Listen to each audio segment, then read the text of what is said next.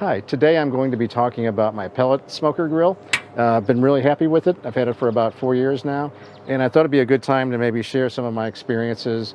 And if you don't have one of these, or you've been thinking about buying one, I thought I'd just kind of give a generic overview about what a pellet smoker is about, what to expect, how to use them, how to start them, which is a big thing. And let's just go from there, okay? So these are great for smoking low and slow, as they say, as opposed to a charcoal grill or a gas grill where it's going to be hot and fast or in between. They're great for things like brisket, ribs, beef, and pork both. Obviously, you can smoke any number of things on a smoker like this. The one downside or something to consider is that these are not as intense smoke flavor as, say, some of the other smoker designs out there. I know there's these offset cookers that might have more smoke, and I know there's those vertical chunky box type things that people smoke in those things, and any number of other designs. But these do get a pretty good smoky flavor. There's a way to add additional flavor to it, or additional smoke to it, with an additional device that we'll look at in a bit here. I've been real happy. So maybe what we'll do is we'll start looking at some of the parts and pieces of a pellet grill. We'll look at they'll all have some kind of hopper on them. Put the pellets in. The pellets are compressed wood products. When I first started hearing about these, I thought they had a binder in them, and I was thinking, why would you want to heat something up that's had glue in it or something? Well, that's not the case. They're just under high pressure. These pellets are created that are used to provide the fuel for your smoke that's created and heat. They'll have a control panel on them. This one has electronic controls. I think they all do actually, and that controls the temperature, how much smoke is going to be created, a few other parameters as well. And I think they all have some kind of a feed mechanism where when you first load these up, when you get it, you're going to need to feed the auger until it actually runs into the combustion chamber, and we'll look at that in a bit. It's also got the startup mode, and this one takes about 6 minutes to start up, and we'll talk about how that process works. I think it takes about 12 minutes for it to shut down when you're done. So it is some timed activities. You do need to be plugged into an outlet while it's running, because otherwise there's a internal fan in there that kind of keeps the embers going and keeps the smoke going and everything. And plus the controller will control the rate of feed on that auger to dump the appropriate amount of pellets to maintain certain temperatures as well. So your control panel or your control board is extremely important for these devices. You've got your cooking chamber, obviously, okay? And we're going to come in close and look at this, but these generally have a pretty good amount of space in them to put a lot of things. So if you have, you can probably put 3 medium-sized briskets in there. I know I've got 3 sets of pork ribs in here, the St. Louis style. I may have gotten 4 at one time. I don't use this top shelf very often.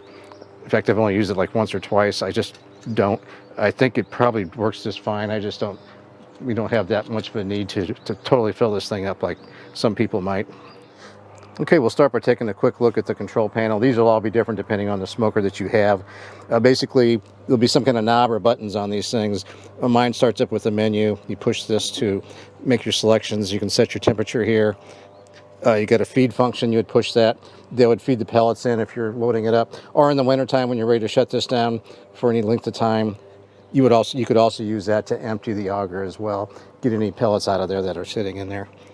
So I don't want to start a thing here, but it's also got shutdown, and it doesn't show it on here. But you can change the units. It may have Bluetooth on here, and that's where all your functionality is. Some of these are controlled by Bluetooth or a wireless system, but mine, I just use it all manually. So nothing magic about that. And again, that's just something that you'll want to look at when you're looking for these, is how much functionality you want built into it. I'm going to go ahead and turn this off, and we'll look at starting it later. So here's the pellets. This is the pellet hopper, okay? And let's just look at these. And so the pellets are just these little compressed wood pellets like this, all right? Like I said before. One of the things, I'll just mention it now, I may bring it up later too, is there is like a V in there where the pellets go down into the auger. Sometimes there may be a void or something that builds up over the auger, and the pellets aren't feeding as well. So every now and then I'll come in and poke this around. I saw some guy on the internet or another YouTube video mention this, and you can poke that around a little bit and kind of clear up that void, make it a nice solid compact or solidly packed amount of pellets going into the auger, and that way you'll get a consistent feed. There's also a In this case, and I'm guessing they're all like this, there's some way to empty these things through some ports. There's some trapdoor type things, and there'll be a hopper on the side where that you can dump and empty out the pellets when you get it ready for storage. Okay, most of these will have some kind of probe, one or two or more probes. They may have wireless probes, just depends on the manufacturer. In this case, there's a little trap door on the side where you can run the wires. Okay, and it just kind of seals automatically. So we'll get these out of the way. One thing as we're going through this, I did want to mention this additional way to get more smoke flavor in the chamber here, and this is with a smoke tube, and I'll show you later on how to fill that up and light it. But basically that's just one of the extra things that are nice to have. You might consider getting that when you get your smoker. They're only like 10 bucks or maybe 20 now, I'm not sure, but they work really good. So your cooking surface, this is porcelain coated. Some of them I think may have cast iron grids on them, grates on them, I'm not sure. Again, it just depends on the manufacturing design they have. There's an internal temperature probe over here, and that talks to the control panel. It tells it what the temperature is in here. So it's interesting. I guess the temperature it's taking is at the top of that probe, which would make kind of sense unless this whole thing is the thermocouple. I'm not sure how that's where those things take a temperature, but anyway, so it does a pretty good job of tracking the temperature. Okay, so in this case, our grates are porcelain. Those do need to be cleaned probably after every use. Looks like I didn't do the greatest job last time, so I could clean those off a little bit later.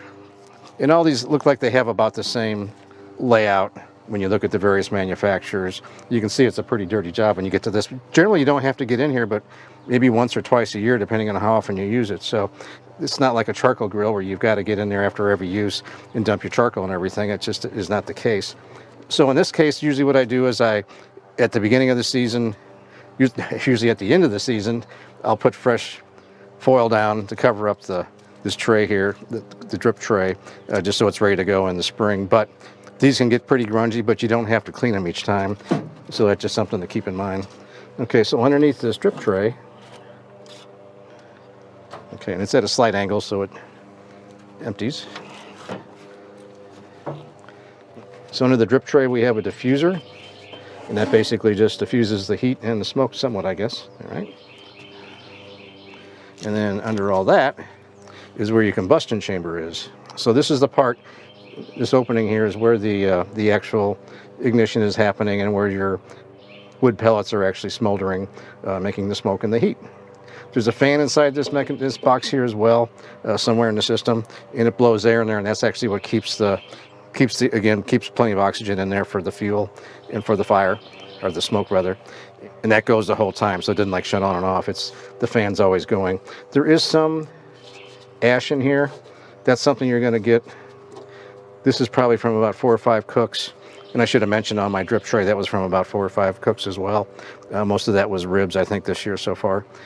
There's on this one, so what you do need to do is occasionally come in here and clean all this out. And one difference between the manufacturers will be how you clean these out.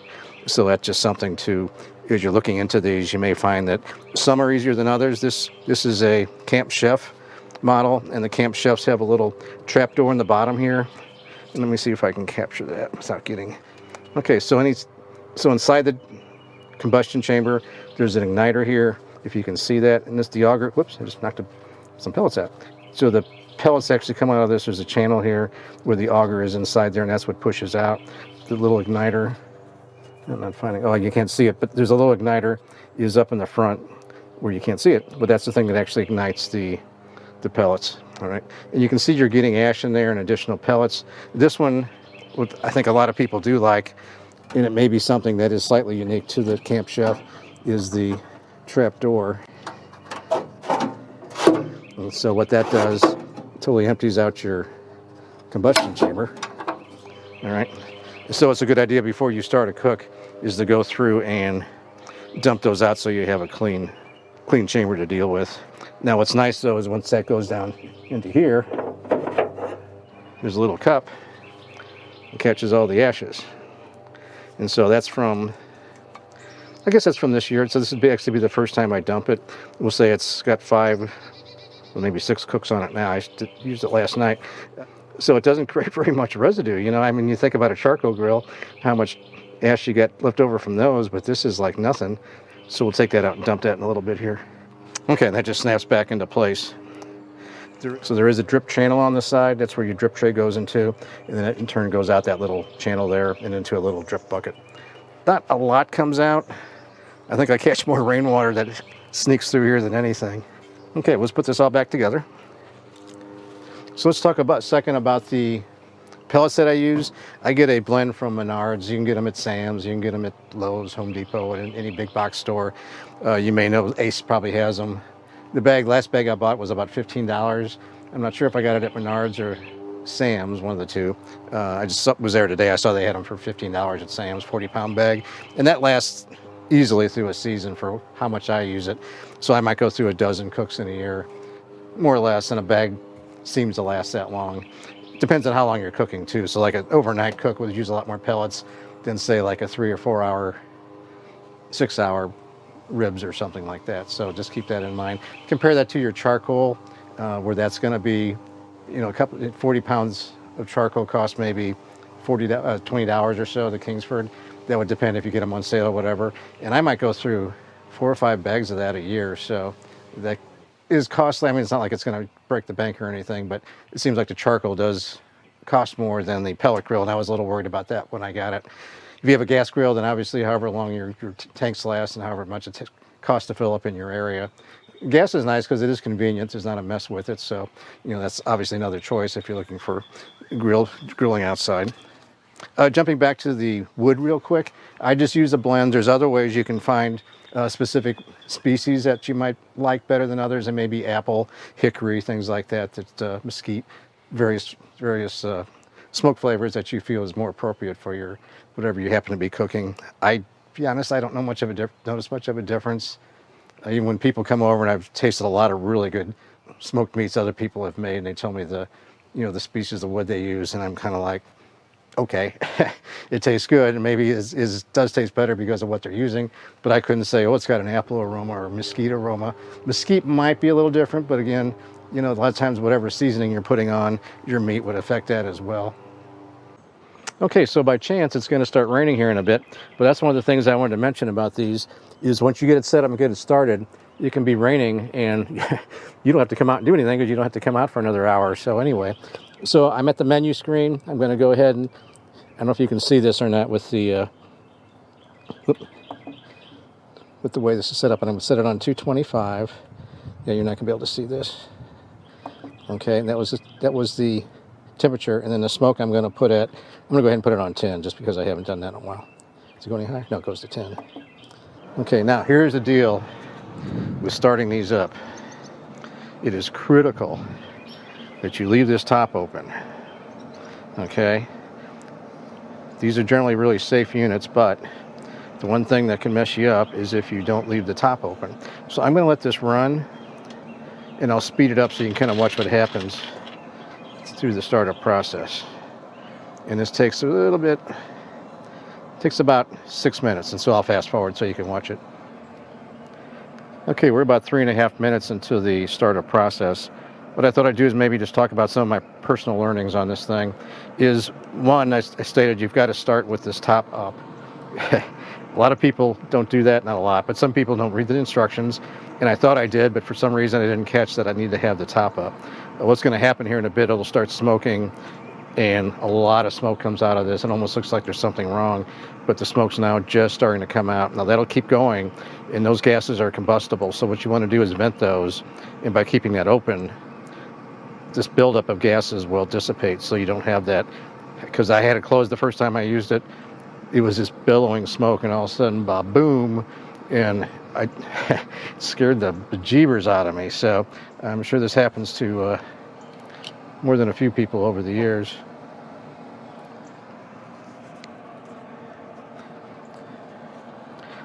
So the other thing I found, which may or not be critical, but is to stir the pellets like I mentioned before. I think that's one thing that's is probably maybe important to do. I never have any problems with it, but it doesn't hurt. One thing before you start, we started early when we were looking at this earlier. We cleaned out the ash door, the little combustion chamber door. See all that smoke coming out?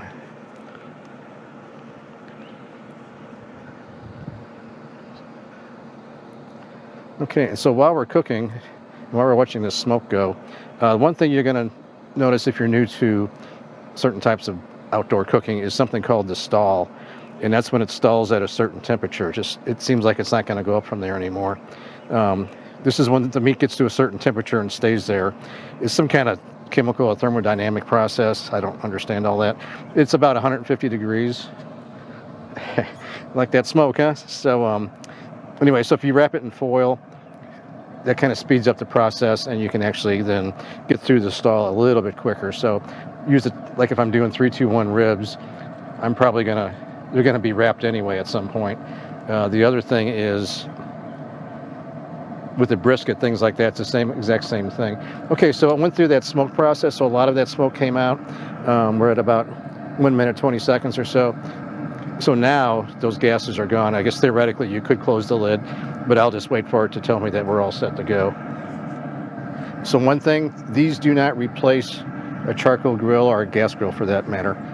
If you have a charcoal grill, or gas grill, I think you'll find that you can use those types of grills for pretty much anything. They're just not great at briskets and ribs. I mean, you can make great briskets and ribs on a charcoal grill, but I think it's when you have this level, they just turn out so much better and it's so much easier.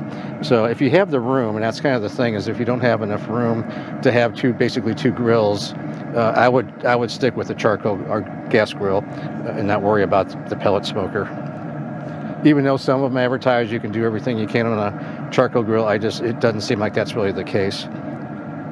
One thing I found recently is I can use this as an oven to reheat things outside. So when the summer comes up, and say you cook things the day before, and you're having guests over, where you can start, you've got a lot of room here, and you can fill this up with casserole dishes or the aluminum pans or whatever, and set that at 150 degrees or whatever, without smoke, and just let your foods heat up in there or stay warm in there. And then it's outside, and you don't have to worry about the heat being inside your house. Okay, well, I started this a little early today because it looks like it's going to rain, which is fine. I've done even charcoal grilling in torrential downpours, and you just live with it and try to keep things dry as much as possible. But with this, it's pretty much self-contained. You don't have to worry about, really, if water does get in there, it's not going to kill anything. It's not going to put out your fire. I guess enough water would, but that's not much of a concern on these. So some of the other things that is nice, you have the automatic temperature control. The pellets are easy to deal with. And it's, like I was saying before, it's hands down the best way to cook with ribs or briskets, tri-tips, things like that. So the downsides of these is that the smoke is not as intense as the traditional smoker. The higher smoke settings might cause more temperature variance. And I put this on 10 for that very reason, to see if that is going to be a problem or not. And finally, you would have to plug it in somewhere, so it needs to be near an outlet of some sort. Okay, well, it's just starting to smoke, and I want to get my camera and microphone and everything out of the rain. So I'm cooking up some chicken breasts tonight. They've been brining overnight, and we're going to cook those at 225 for about an hour and a half. And I've done that with wings before, and those worked out awesome. I don't know if you can hear the thunder or not. So the clouds are just coming over the trees. So one thing I wanted to show is how to load up this thing, and I shouldn't have set it in there before I started the heat going, but... So this is the smoke tube, okay? See that? All right, it's warm from being in the chamber there. And to fill this up, all you have to do is, I just use a little container and dump them in there.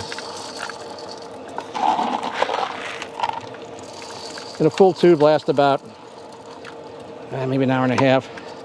So that's why I'm going to put a full tube in there. And so I'll kind of tap it down. Kind of helps pack in the things in there, the pellets. And I use a Bernzomatic torch. I like the MAP gas. It's because it's hotter.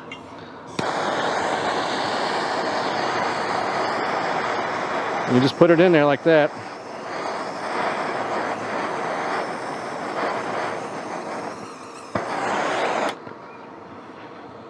And eventually that catches fire.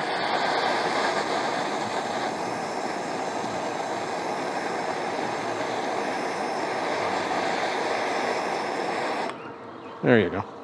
Let that burn a few seconds. You can keep hitting that if you like.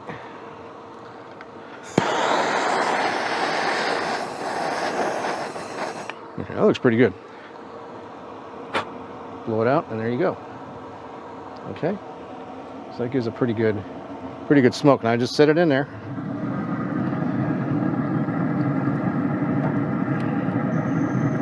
Be careful when you put it in there. If you hit it too hard, you'll break those pellets loose, and it'll just won't be smoking anymore. It'll put itself out. All right. If you wanted to, you could go ahead and put your probes in there. I generally don't use that too much. I'll use it for the brisket and maybe for the ribs, but I usually just use an instant thermometer. So some of the pros and cons of this thing, I really like it a lot. I actually, let me just give a little background when I got it. I wasn't in the market to buy this. I didn't have that on my radar at all. I'd heard about these grills and didn't think too much about it because I have a charcoal grill and I've used that for 30 years or more. And I really like that because it works well. I had a gas grill before and that worked great as well. I just prefer the charcoal, but there's nothing wrong with gas either. So if you have one, charcoal or gas grill, remember, it's a certain size appliance. And then if you get another one of these, you're basically taking up twice as much room. So just consider that if you have a small area to put these things, adding a pellet smoker would, just eat into your space a little bit more. So what's nice about these is, well, one, it's a smoker, and that's very easy to use. It's unattended. It's automatic feed. The temperature, as long as there's pellets in there, you can go. I don't know how long the bin would last without coming back, but I think it's about 8 hours. So you have plenty of time to turn this on, go do something else. And a lot of these have Wi-Fi or Bluetooth connectivity, so you can actually monitor that. If you want to go shopping or something during the day or go cut the grass or whatever, you don't have to be monitoring this. So I think this is one of the best tools for cooking outside like that, because you just don't have to wait around for everything. So the pellets are really easy to work with. They're a lot cleaner than the charcoal briquettes. Maybe not as clean as gas, but you don't have big gas containers hanging around the house, which I don't think is really a problem, but that's just some people might be concerned with that. But with this, the pellets are easy to store. They're easy to handle. You don't get your hands wet, dirty when you're working with it. And this whole thing is really clean, I think, except for when you want to clean it out, obviously. That's something to consider compared to a charcoal grill where you've got to take the charcoal tray out each time and, when you're done, and clean that out and take care of all the rest of the mess. So the downside of these is your smoke will not be as intense as a traditional smoker. I'll just call it traditional smoking, maybe would be more appropriate. So whatever method that is, I think using that smoke tube that I talked about will really, I think it really does help a lot. So I don't know if you achieve that level of smoke flavor that you would with traditional methods, but it helps. And the last thing is, you're not going to take these on a picnic with you. You've got to plug them in. They weigh a lot when this hopper gets full. It does weigh a lot. In my case, I've got a couple extra things on here. This sear plate, and we'll touch on that real quick, but that's an extra option. But when you fill this up, so you have another 20 pounds of pellets in here, we'll say 15 pounds of pellets in here, that adds to the weight. So one additional thing I do have on this is the Camp Chef option that you can get for these. It is kind of handy. This is called a sear plate, and it is gas powered. The gas power on these things get really, really hot. So for searing a steak, like when we have, say we have a ribeye or even burgers, things like that, hands down, this is the greatest tool. Compared to even just like a regular gas grill, they don't get as hot as this thing. So there's something to consider. It's like a $200 option, but we use this probably more than the charcoal. I think since we got it, I like these for steaks so much better. And if it's just the wife and I or a couple other people, we can get everything on this little Sear Box here, and it works really well. Doesn't work good for like hot dogs or even some chicken type things when you're trying to get, if you're trying to barbecue, get that sauce on there. It doesn't work too good on there. You'd still want to use your charcoal cooker for that. And that does take gas, this thing, so just be aware of that. Well, I hope you found this video useful. Maybe you learned a little bit about smokers in general, pellet smokers. I really like mine. I got through some points program at work. I got some reward points thing for some project I was on, and I had no intention of ever buying one of these, but since I had a points available and this seemed like a nice thing to have because I wouldn't have gone out and bought it myself, I'm really glad I spent my bonus points or rewards points or whatever those are on this, because it's just a great addition to my outdoor cooking. I love the charcoal grill, but this has really added another level to the briskets and ribs. Hands down, this is the best way to cook briskets and ribs, and then lots of other things as well. So if you found this video enjoyable or you learned something, please consider giving me a thumbs up. Also, please consider subscribing.